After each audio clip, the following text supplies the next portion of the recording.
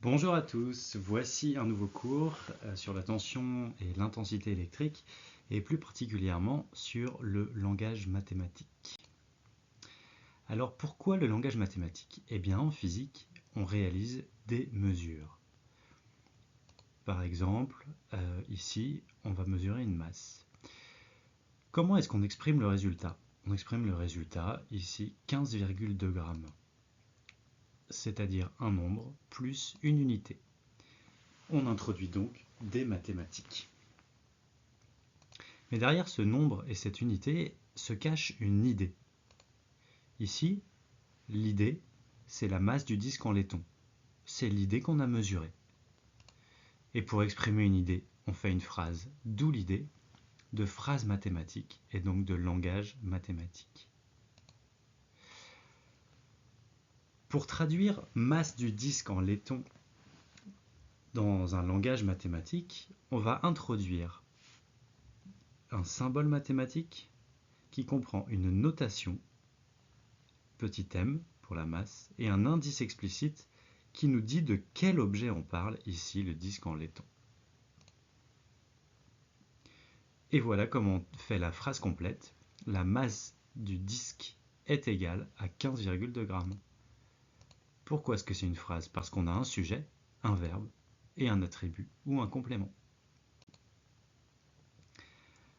Alors, pourquoi utiliser ce langage mathématique? Eh bien, premièrement, pour exprimer le résultat d'une mesure. En électricité, nous avons deux grandeurs cette année. La tension, qui représente l'idée de force qui pousse ou s'oppose au courant. On va donc choisir un symbole mathématique pour la tension, grand U, et puis on va toujours lui associer un indice pour dire de quel dipôle on mesure la tension. Ici, UG pour la tension du générateur. L'unité de la tension est le volt, son symbole grand V. La valeur, eh bien, c'est le nombre qu'on mesure grâce à un voltmètre. Et si on veut faire une phrase complète, on aura UG est égal à 1,5 volts. Eh bien, cette phrase mathématique, vous pouvez la traduire littéralement en français. La tension du générateur est égale à 1,5 volts. On va faire la même chose en fait pour toutes les grandeurs physiques et en particulier pour l'intensité. L'intensité, c'est l'idée de quantité de courant. Son symbole mathématique, c'est I.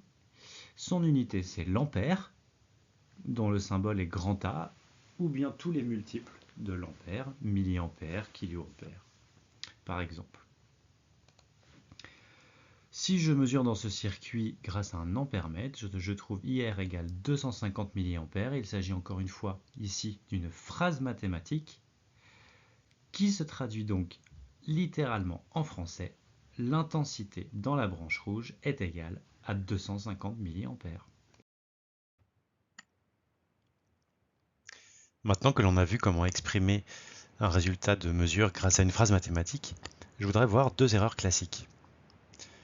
La première, ce serait d'oublier l'unité. Alors s'il n'y a pas d'unité, il n'y a pas d'idée.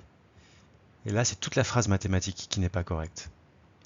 Autre erreur classique, que l'unité et la notation mathématique ne correspondent pas. Dans ce cas-là, c'est comme si on disait deux choses qui n'ont pas le même sens. En fait, si on a bien compris, le symbole mathématique et l'unité représentent la même idée. Il ne faut donc pas les confondre et écrire une notation et une unité qui correspondent entre elles. Ce qu'on va retenir, c'est que le symbole mathématique et l'unité représentent la même idée. À bientôt!